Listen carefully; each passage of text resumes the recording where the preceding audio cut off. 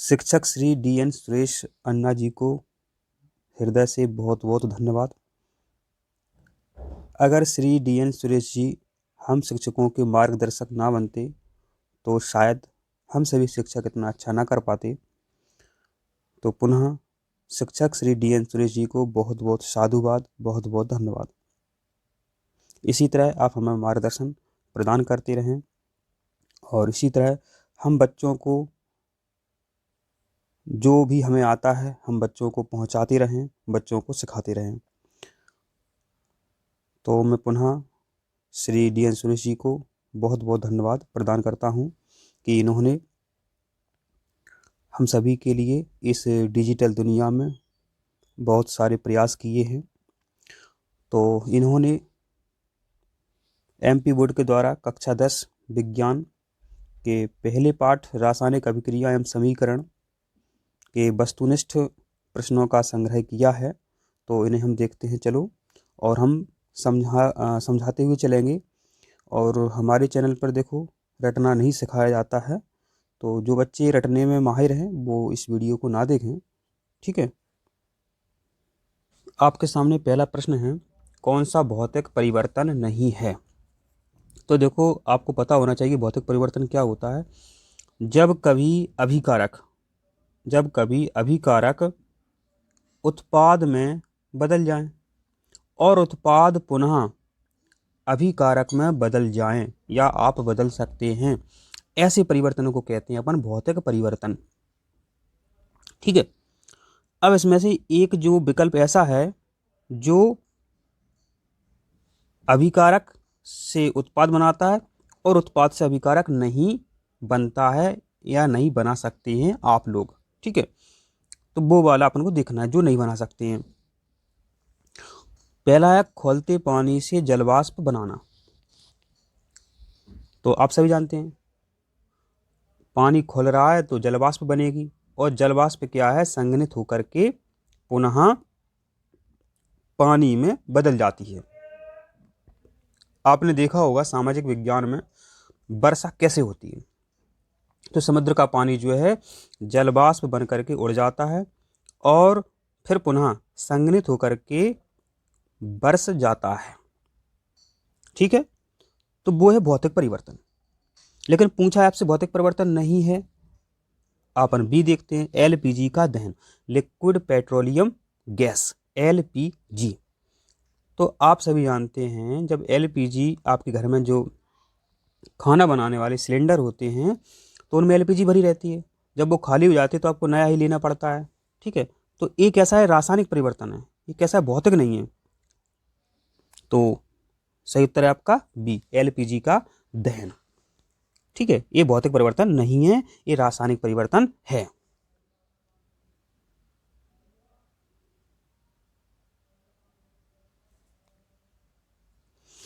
अब देखो निम्नलिखित रासायनिक समीकरणों में कौन से संक्षिप्त रूप क्रियाकारक माने अभिकारक एवं उत्पादों की सही भौतिक अवस्था को प्रदर्शित करते हैं। तो देखो परीक्षा में आपको कैसे पहचानना है, आपको सूत्र पता होना चाहिए और सूत्र की भौतिक अवस्था पता होना चाहिए, और आप जानते हैं, ऐसा नहीं है कि आप नहीं जानते हैं। तो देखो पहला जो है इसमें हाइड्रोजन देखो लिक्विड है, हाइड्रोजन तो गैस होती है, तो आप समझ जाएंगे ये वाला सही नहीं है। अपन अब बी देखते हैं, हाइड्रोजन गैस है, हाँ है। ऑक्सीजन लिक्विड है, नहीं है, ऑक्सीजन तो गैस होती है, तो इसको छोड़ देंगे अपन, ठीक है, ये सही नहीं है। अब फिर अपन अगले विकल्प पर चलते हैं, हाइड्रोजन गैस है, हाँ गैस है, ऑक्सीजन गैस है, हाँ गैस है, और H2O लिक्विड है माने द्रव है, हाँ पानी द्रव होता है, तो ये आपका सही है सी, और अपन कॉपी में लिख देंगे, ठीक है। आपको पहचानना है, और कई समीकरणों में आपको ठोस मिलेगा, ठोस के लिए एस चिन्ह बना रहता है, ठीक है, तो ध्यान रखें आप। तो इसका सही आता है आपका सी वाला विकल्प।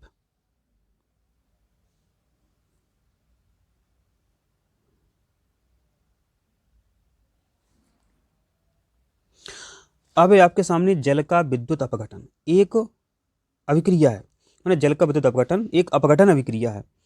हाइड्रोजन एवं ऑक्सीजन के निकलने में मोल अनुपात होगा।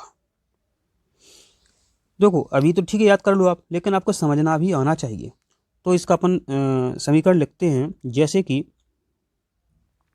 H2O है, ठीक है। तो इससे क्या बन रहा है, इससे बन रहा है आपका हाइड्रोजन, और अब बन रही है आपकी ऑक्सीजन, यही तो बन रही है। लेकिन अभी बैलेंस नहीं है, देखो यहाँ देखो ऑक्सीजन दो है, यहाँ ऑक्सीजन एक ही है, तो ऐसे अपन दो लगा देते हैं। अब इस चक्कर में जो है आपके हाइड्रोजन जो हैं आपके कितने हो गए, चार। इधर हाइड्रोजन कितने हैं आपके, दो ही हैं, तो यहाँ पर आपको क्या है, दो लगाना पड़ेगा, ठीक है। अब पूछा है आपसे कि हाइड्रोजन ऑक्सीजन के निकलने में मोल अनुपात होगा, मोल अनुपात।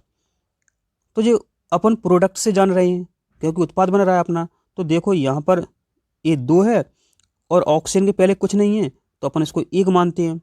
तो अनुपात हो गया आपका 2:1, और आपका सही जाता है बी। इस तरह से परीक्षा में अन्य प्रश्न भी आ सकते हैं, तो आपको बनाना होगा।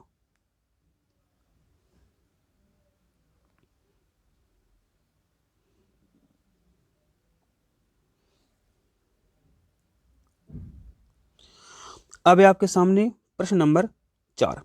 निम्न में से कौन सा कथन सत्य है। देर समय तक सिल्वर क्लोराइड को सूर्य के प्रकाश में रखने पर वह काला पड़ जाता है, क्योंकि सिल्वर क्लोराइड के विखंडन से सिल्वर बनता है। सिल्वर क्लोराइड का सूत्र होता है AgCl। इससे क्या बन जाता है, इससे Ag बन जाता है, माने सिल्वर बन जाता है। आपका सही उत्तर हो जाता है ए वाला।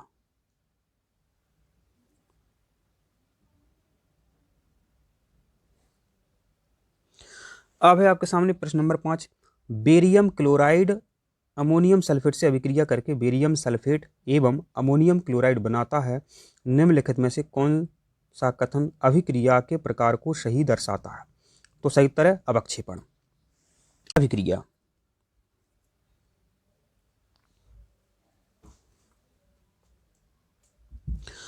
अब निम्नलिखित में से कौन सी संयोजी अभिक्रिया है। हमेशा परीक्षा में पूछा जाता है संयोजी अभिक्रिया, वियोजन अभिक्रिया, ठीक है। तो संयोजी अभिक्रिया क्या होता है, जब दो या दो से अधिक अभिकारक मिल करके उत्पाद बनाते हैं। जैसे कि माना कि अपन ने ए अभिकारक और बी अभिकारक मिलाया और बना सिर्फ सी, तो ऐसी अभिक्रिया कहलाती है संयोजी अभिक्रिया। मतलब दो या दो से अधिक अभिकारक मिलकर के एकल उत्पाद बनाते हैं, एकल माने एक उत्पाद बनाते हैं, इसे कहते हैं अपन संयोजी अभिक्रिया। तो देख लेते हैं अपन। तो आपको दिख रहा है बी विकल्प में दिख रहा है कि एल्यूमिनियम ऑक्सीजन से अभिक्रिया करके क्या बनाता है Al2O3, जबकि बाकी में देखो यहाँ दो बन रहे हैं, ठीक है, यहाँ दो, यहाँ दो, ठीक है।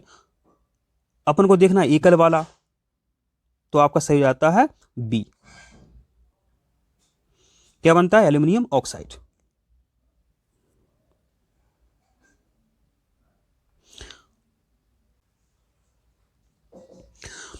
अब देखते हैं प्रश्न नंबर 7। कौन सी ऊष्माक्षेपी अभिक्रिया है। ऊष्माक्षेपी का मतलब होता है क्षेपण, मतलब ऊष्मा का क्षेपण, ऊष्मा का निकलना। तो ऊष्माक्षेपी के समय मतलब समझ गए आप, ऐसी रासायनिक अभिक्रियाएं जिनमें ऊष्मा निकलती है ऊष्माक्षेपी अभिक्रियाएं कहते हैं। तो ऊष्माक्षेपी अभिक्रिया कौन सी है, आपको पता ही चल गया, जल की बिना बुझे चूने से अभिक्रिया ऊष्माक्षेपी है। हम नहीं मानते ऊष्माक्षेपी, तो देख लो। तो क्या होता है H2O, ये आपका जल हो गया। बिना बुझा चूना माने इसको बोलते हैं कलई। कलई जानते हैं आप, दीपावली में आप दीवालों में पोतते हैं, वो होती है आपकी कलई। तो ये आपका बिना बुझा चूना, ठीक है। इससे आप अभिक्रिया कराएंगे, मतलब पानी में कलई मिलाएंगे तो पानी गर्म हो जाता है। आप देखना, अभी आपके घर में कलई रखी हो तो देखना। तो कैसी अभिक्रिया होगी, ऊष्माक्षेपी अभिक्रिया होगी। अब इस पर भी प्रश्न बन सकता है कि क्या बनता है, क्या बनता है, तो वो भी लिख लो यहाँ पर। क्या समस्या अपन को, वो बनता है CaOH2, कैल्शियम हाइड्रोक्साइड बनता है। ये है आपका देखो बिना बुझा चूना, और यह है बुझा हुआ चूना। इस पर भी सूत्र पूछा जाता है, ठीक है।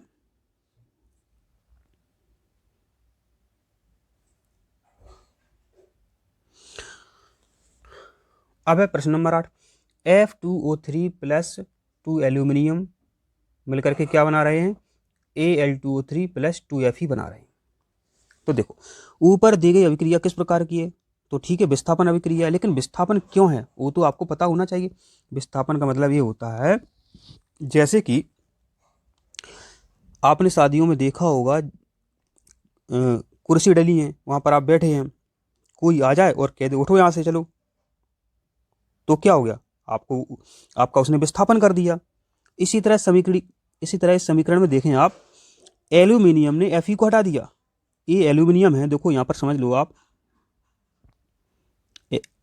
Fe2O3 प्लस एल्यूमिनियम से क्रिया हुई तो क्या बना, एल्यूमिनियम ऑक्साइड बना, इसको अपन एल्यूमिना भी कहते हैं,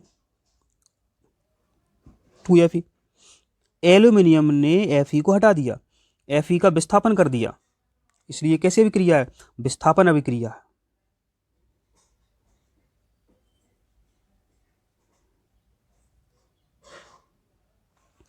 अब देखो हाइड्रोजन का योग तथा ऑक्सीजन का ह्रास कहलाता है।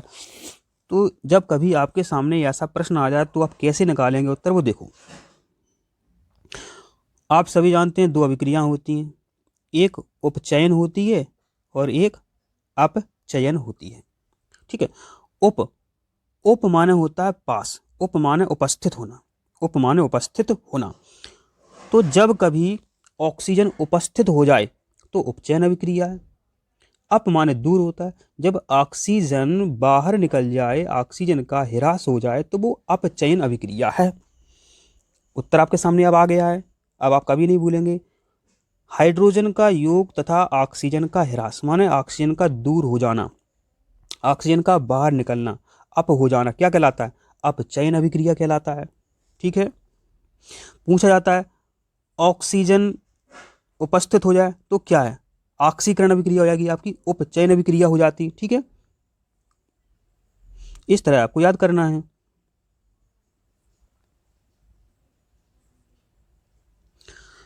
अब है जिन अभिक्रियाओं में ऊष्मा का शोषण होता है उन्हें कहते हैं, आप ऊष्मा का शोषण माने ऊष्मा शोषी अभिक्रिया, ऊष्मा का क्षेपण माने ऊष्मा क्षेपी अभिक्रिया। सरल है।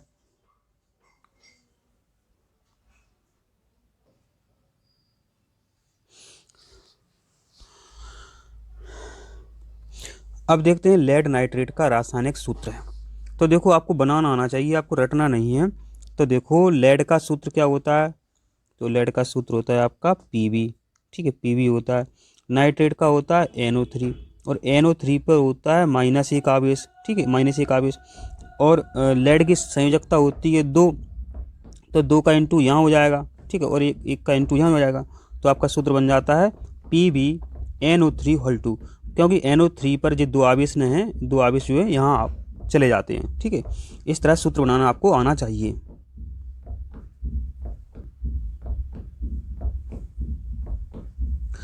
अब एक रासायनिक अभिक्रिया में शामिल हैं। तो जब कभी देखो रासायनिक अभिक्रिया होती है, जब कभी रासायनिक अभिक्रिया होती है तो उसमें आबंध टूटते हैं और जुड़ते हैं। इसको आप ऐसे समझ सकते हैं कि जब आप स्कूल में प्रवेश लेते हैं तो समग्र आईडी लगती है। समग्र आईडी में होता क्या है, बड़े परिवार होते हैं तो सदस्य अलग अलग बट जाते हैं, मतलब टूट जाते हैं। ठीक है, तो एक नया परिवार बन जाता है। सही है ना, सही बात। तो इसी तरह इसमें होता है, रासायनिक अभिक्रियाओं में आबंध टूटते हैं और जुड़ते हैं।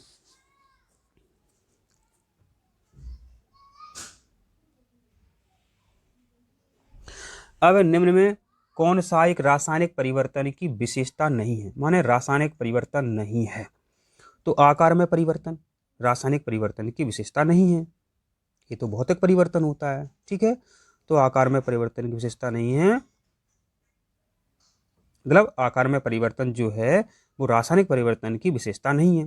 जैसे कि आपने देखा होगा, आप जब छोटे थे तो मम्मी आटे से रोटी बनाती थी, तो आप आटे से विभिन्न आकृति के खिलौने बनाते थे, विभिन्न आकृति उसी आटे से। ठीक है, तो वो क्या है, वो एक भौतिक परिवर्तन है। लेकिन यह पूछा है रासायनिक परिवर्तन, तो रासायनिक परिवर्तन की विशेषता नहीं है आकार में परिवर्तन।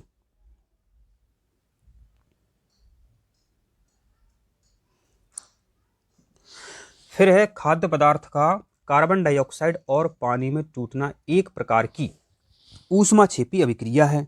क्यों है वो आप जानते ही। श्वसन जो प्रश्न है बहुत इंपॉर्टेंट है, उसी पर यह प्रश्न है, पूछा जाता है श्वसन को ऊष्माक्षेपी अभिक्रिया क्यों कहते हैं। ठीक है, तो देखो खाद्य पदार्थ है, आपने रोटी खाई तो देखो ग्लूकोज बनता है, C6H12O6 ग्लूकोज बनता है। फिर आप करते क्या हो, आप सांस लेते हो ना, तो सांस ले ली अपन ने, सांस ले ली तो फिर अपन मुंह से कौन सी गैस छोड़ोगे, कार्बन डाइऑक्साइड, प्लस बनेगा पानी। अभी सर्दियां चल रही हैं, देख रहे हो, दर्पण के सामने बोल के देखना, पानी छा जाता है H2O, और प्लस ऊष्मा निकलती है। क्या निकलती है, ऊष्मा निकलती है। कितनी निकलती है वो आपको आना चाहिए, याद होना चाहिए, 673 किलो कैलोरी ऊर्जा निकलती है।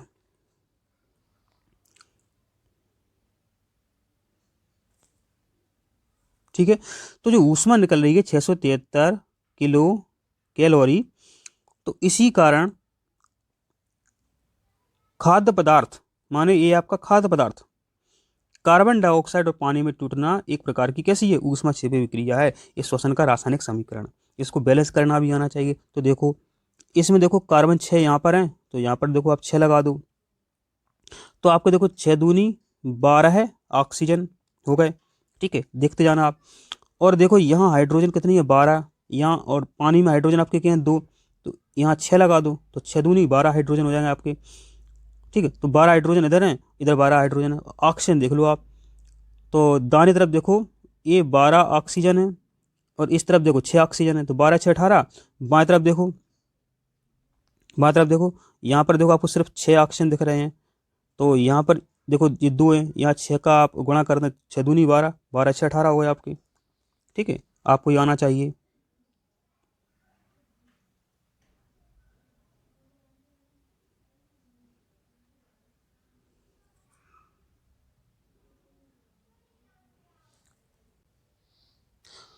अब है निम्न कथन के लिए कौन सा रासायनिक समीकरण सही और संतुलित है।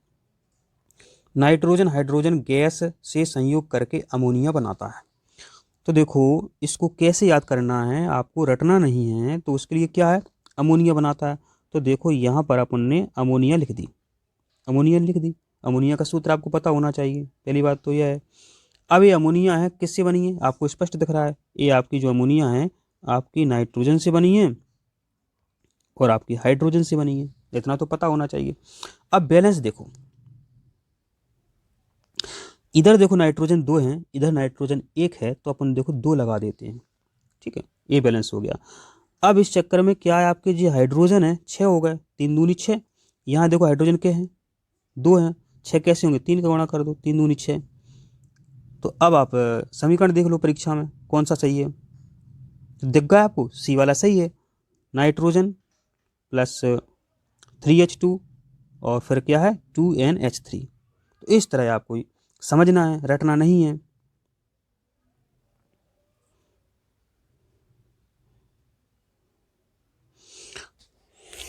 अब है आपके सामने KClO3 मतलब पोटेशियम क्लोरेट से क्या बन रहा है, KCl और ऑक्सीजन बन रही है। तो देखो ये 2 भागों में टूट गया, तो टूट गया तो इसके लिए ऊष्मा की आवश्यकता तो जरूर होगी।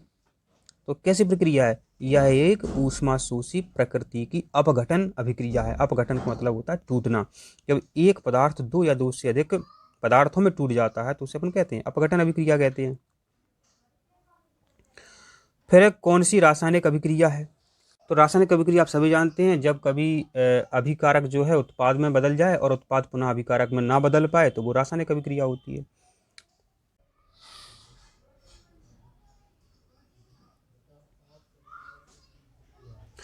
अब प्रश्न क्रमांक 18, निम्नलिखित में से कौन सी द्विविस्थापन अभिक्रिया है। देखो पहले अपन चर्चा कर ही रहे थे कि द्विविस्थापन में होता है आयनों का आदान प्रदान। इंपॉर्टेंट है, सोडियम सल्फेट जब बेरियम क्लोराइड से क्रिया करता है तो बेरियम सल्फेट बनता है और NaCl बनता है। देखो यहाँ पर आप देखो, इसको समझ लो आप, यहाँ देखो आयनों का आदान प्रदान हो रहा है, ये आपका बेरियम सल्फेट बन गया और ये आपका बचा NaCl, तो NaCl बन गया। ठीक है, द्विविस्थापन माने आयनों का आदान प्रदान, दोनों जगह विस्थापन। ठीक है,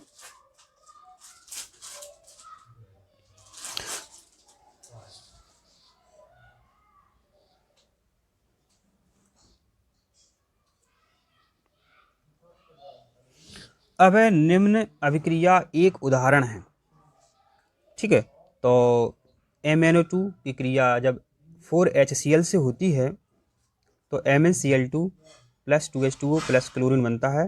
तो ये रेडॉक्स अभिक्रिया है। रेडॉक्स अभिक्रिया होता है जब इसमें ऑक्सीकरण भी हो और अपचयन भी हो, तो वो रेडॉक्स अभिक्रिया होती है, ध्यान रखें अपन हैं।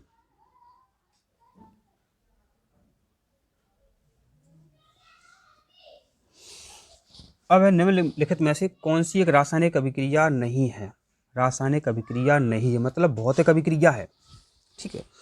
लोहे पदार्थों का जंग लगना, देखो लोहे के पदार्थों पर जंग लग जाती है, क्या आप दोबारा से लोहा प्राप्त कर सकते हैं? नहीं कर सकते हैं। तो देखो पहला तो रासायनिक अभिक्रिया है। दूसरा है भोजन का पकना,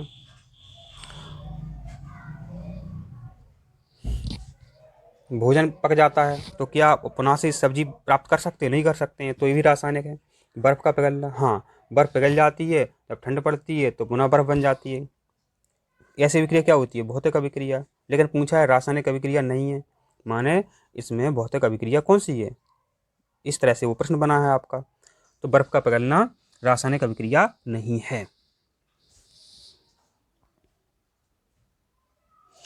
फिर लोहे पर जंग लगना एक उदाहरण है। लोहे पर जंग लगना, तो देखो इसको कैसे समझते हैं अपन।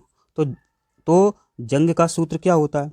जंग का सूत्र होता है आपका Fe2O3 इंटू XH2। तो बात हो रही थी कि जब कभी ऑक्सीजन उपस्थित हो जाए तो उसे उपचयन अभिक्रिया कहते हैं। देखो आपका उत्तर आ गया है। लोहे पर जंग लगना एक उदाहरण है उपचयन अभिक्रिया का। अब है चांदी का संक्षारण कहलाता है। चांदी का संक्षारण क्या कहलाता है? तो चांदी का संक्षारण कहलाता है जंग लगना, ठीक है, सिंपल सी बात है। चांदी का संक्षारण जंग लगना कहलाता है, रस्टिंग कहलाता है। अब है रासायनिक अभिक्रिया में भाग लेने वाले पदार्थ क्या कहलाते हैं? अभिकारक कहलाते हैं। अपन कई बार इस पर चर्चा कर चुके हैं।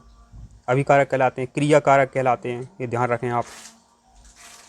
फिर है लंबे समय तक सेवन न करने से सूखे मेवे सड़ जाते हैं, क्योंकि क्योंकि इसका सही उत्तर आपका विकृत गंधिता। इसका सही उत्तर आपका विकृत गंधिता, ठीक है, ध्यान रखें आप। इसका सही उत्तर आपका विकृत गंधिता।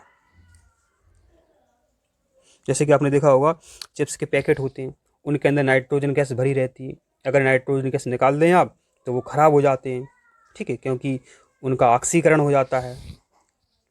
जब खाद्य पदार्थ ऑक्सीकृत हो जाते हैं तो वह खाने योग्य नहीं रह जाते हैं, इसे अपने विकृत गंधिता कहते हैं। उनकी जो गंध है और स्वाद है वो परिवर्तित हो जाता है। अब निम्नलिखित में से कौन सा एक संतुलित रासायनिक अभिक्रिया में उल्लेख नहीं है? तो देखो जब आप समीकरण लिखते हैं तो आप क्या क्या लिखते हैं? देखो अब अवस्था लिख देते हैं, द्रव है, ठोस है, ताप और दाब लिख देते हैं। जैसे अमोनिया की अभिक्रिया है, कितने तापक्रम पर होती है, कितने दाब पर होती है, ठीक है। अवस्था आप लिख देते हैं और सूत्र तो आप लिखते ही हैं। क्या नहीं लिखते रासायनिक समीकरण में? अभिकारक और उत्पाद का द्रव्यमान नहीं लिखते हैं। तो ये वाला सही हो जाता है आपका।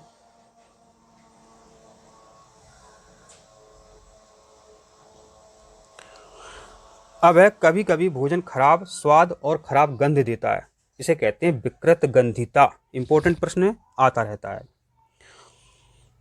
जब कभी भोजन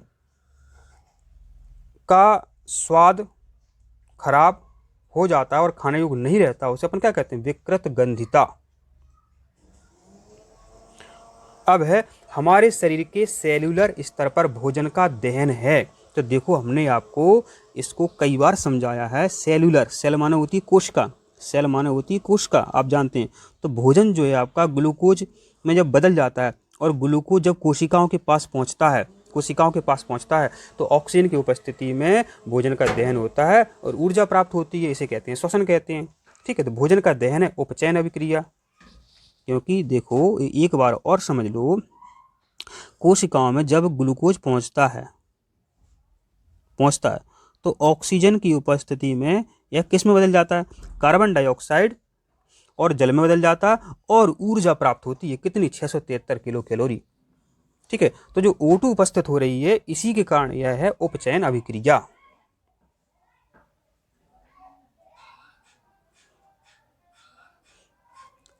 अब देखते हैं इसके घटकों से पानी का निर्माण गैस का एक उदाहरण है। वियोजन अभिक्रिया, यह हमें समझ में नहीं आया किस तरह लिखा है। अब है ऑक्सीकरण, वह प्रक्रम है। ऑक्सीकरण माने ऑक्सीजन का उपस्थित होना। क्या होता है? उपचयन होता है, उपचयन होता है। ठीक है, ऑक्सीजन का संयुग क्या है? ऑक्सीकरण अभिक्रिया। क्या है? उपचयन अभिक्रिया।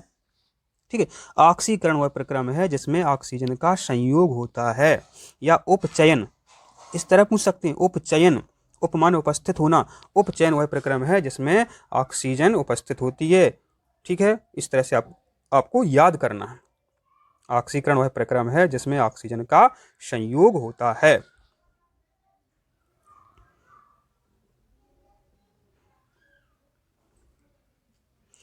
अब उस गैस का नाम क्या है जो पॉप ध्वनि से जलती है? तो हाइड्रोजन। आप कभी जब प्रयोगशाला में हाइड्रोजन गैस बनाएं, और सावधानी से बनाएं, शिक्षक की उपस्थिति में बनाएं। जब आप माचिस की तीली से उस गैस को जलाते हैं, मतलब माचिस की जलती हुई तीली उस गैस के पास ले जाते हैं, तो पॉप जैसी आवाज़ आती है और एकदम जलने लगती है हाइड्रोजन गैस। तो वो आवाज़ कैसी आती है वो पूछा है, तो पॉप ध्वनि से जलती है। तो इस तरह आपके सभी प्रश्न कंप्लीट हो गए हैं। हम DN सर जी का बहुत बहुत हार्दिक धन्यवाद करते हैं कि उन्होंने हमें ये सभी प्रश्न उपलब्ध करवाए हैं। तो आप सभी छात्र इन सभी प्रश्नों को याद कर लीजिए। तो मिलते हैं अगली वीडियो में, तब तक आप सभी को बहुत बहुत धन्यवाद।